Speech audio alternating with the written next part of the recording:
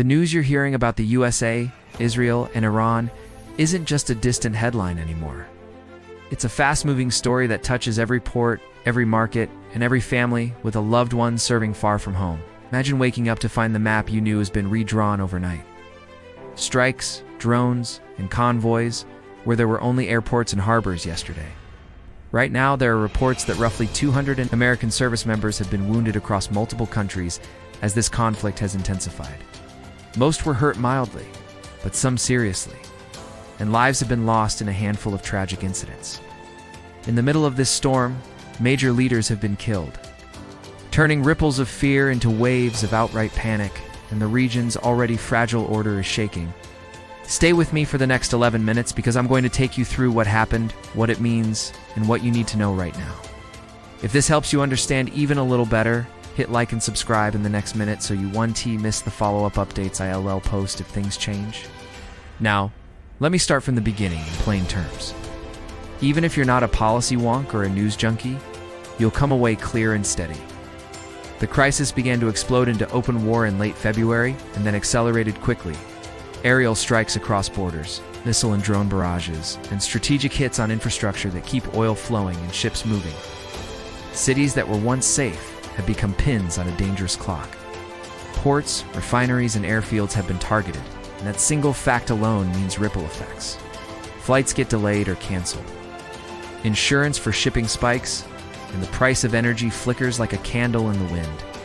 That matters to you when you fill a tank, pay a bill, or plan a trip. On the human side, families in military towns, diplomats in hotels, and travelers in airports feel the tension. Physically, sirens, emergency briefings, and abrupt travel advisories. We are seeing strikes not just inside one country, but across neighboring states, which raises the risk of a wider regional war. International reactions have been strong. Some countries are urging restraint and warning of the humanitarian cost of a major ground offensive, move that could cause mass displacement and civilian suffering. Others are calling for a firm stance to stop what they call state-sponsored attacks. The reality on the ground, or rather in the skies and seas, that both advanced missiles and relatively cheap drones are being used.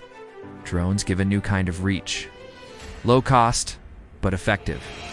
And missiles can still do devastating damage. That combination complicates defense and makes any escalation feel fast and unpredictable. Intelligence officials tell us that the campaign so far has focused on degrading Iran's missile and drone capacity, disrupting leadership centers, and striking logistics hubs. In response, Iran has launched missile and drone attacks against military and economic targets across the Gulf and beyond, hitting ports and oil facilities, and even causing casualties in places once considered safe. This tit-for-tat dynamic is the core danger. One action invites another, and once that pattern starts, it can be hard to stop. You might be wondering, how did we get here? The short version is a mix of long-standing tensions, sudden provocation, and hard strategic choices. Decades of rivalry, proxy conflicts, sanctions, and hostile rhetoric created a tinderbox. Then a series of precise strikes and retaliations lit the match. For a while, the idea was to limit damage and avoid a full-scale ground war. Instead, we got a high-intensity air and missile campaign that can be sustained longer yet produces massive destruction in a shorter time. That paradox makes this war both different and terrifying. There's no stable front line, but there are thousands of targets and millions of at-risk civilians. Let's talk about the military numbers for a second, because numbers tell a story of scale. US and allied forces have reported thousands of strikes against military targets, and multiple US aircraft and drones have been lost in action. At the same time, Iran's missile launches have reportedly dropped in volume compared with the first days, but the threat remains. Even a smaller number of precise, well-timed launches can cause outsized damage. What about civilians? That's the hardest part to read about and to accept. Reports show hundreds to thousands of civilian casualties in Iran alone, with many more injured and displaced across conflict zones and border regions. Hospitals are overstretched, supply chains for food and medicine are disrupted, and prisoners and vulnerable populations face terrible conditions. A recent independent UN review described one prison strike as potentially amounting to a war crime because it struck a facility holding political prisoners and non-combatants. raising alarm bells about proportionality and the protection of civilians. When leaders and militaries plan campaigns, they talk in targets and objectives. Families talk in names and memories. That gap between strategy and human lives is where the moral cost sits, and it is visible in every displaced family, in damaged hospital. Now let's cover what this means for the wider world. The Strait of Hormuz, a choke point through which a huge share of the world's oil passes, has been affected by the disruption. That makes world markets nervous. Even small changes in supply can translate quickly into higher prices at the pump and worries about inflation. Airlines and shipping companies reroute when airspace is risky, which adds time and cost to travel and trade. Countries dependent on energy imports are watching closely because prolonged instability could hit their economies hard. Diplomatically, the war has exposed fractures among allies. Some Western and regional partners are urging immediate de-escalation. Others show guarded support for targeted pressure on Iran.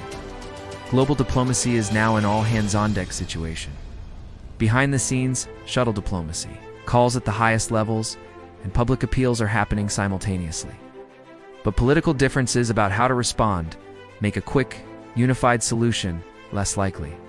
For Americans wondering about safety at home, while the homeland is not the primary battlefield, the conflict affects military families, global supply chains, and markets. There are also cyber risks. State and non-state actors can use cyber attacks to disrupt services. And that kind of asymmetric campaign is hard to trace and to respond to without escalating. It's smart to stay informed through reputable sources. Check travel advisories if you have plans to the region, and be aware that global headlines can affect local life in practical ways. Now, what are the likely paths forward? I'll walk through 3 broad scenarios, the shapes that history might take in the coming weeks, and what each would mean for ordinary people. First, the limited containment scenario. It would look like focused strikes and a push for diplomatic talks, with international pressure rising to stop further leadership-targeted attacks. In that case, we'd see a gradual reduction in missile and drone launches, localized rebuilding, and intense diplomatic activity. Markets might wobble, but then calmer hands would lower risk perceptions. Second, the prolonged attrition scenario. Here, the fighting continues in waves, and neither side achieves decisive results quickly. That would mean ongoing strikes, continued displacement, a sustained hit to energy markets, rising humanitarian costs, and more nations drawn into security postures. This path is the most dangerous for global stability because it grinds resources and patience. Third, the major escalation scenario, an expanded ground offensive, a widening battlefield, or direct attacks on third-party countries could quickly push the region into a far more dangerous phase. That scenario would raise the risk of a broader international crisis, including unpredictable alliances and responses. Right now, analysts say the conflict could go any of these ways. And early indicators, such as the targeting of leadership centers and the international reactions, suggest that the next few days are critical. This is also the time when independent journalism, humanitarian aid, and clear diplomatic channels matter most. If you hear claims online that sound exaggerated or impossible, check multiple trusted news outlets before sharing. Misinformation spreads fast during crises, and false reports can inflame tensions unnecessarily. Now, a few practical takeaways for viewers. 1. If you have family in the region, register them with your government's travel or consular services and keep communication lines open. 2. Expect more travel disruptions and check airline notices before you fly. 3. Be prepared for market volatility that could mean temporary changes in fuel costs or supply delays. And 4. Support reputable humanitarian organizations if you want to help civilians affected by the fighting. I also want to talk briefly about the human stories you want. Always see in the headlines. Doctors working around the clock. People opening their homes to displaced neighbors, and quiet acts of bravery by regular citizens. Those stories matter because they show resilience and humanity amid strategic calculations. If you want me to include a follow-up video focused purely on humanitarian needs and how to help, say so in the comments below. Before I wrap up, let me return to the most important facts you should carry away. Leaders and militaries have escalated strikes in a way that caused significant casualties and damaged critical infrastructure. American forces have reported dozens to a couple hundred wounded across multiple countries as they support operations and protect seas and skies. Senior Iranian officials have reportedly been killed in recent strikes, which has intensified retaliatory attacks.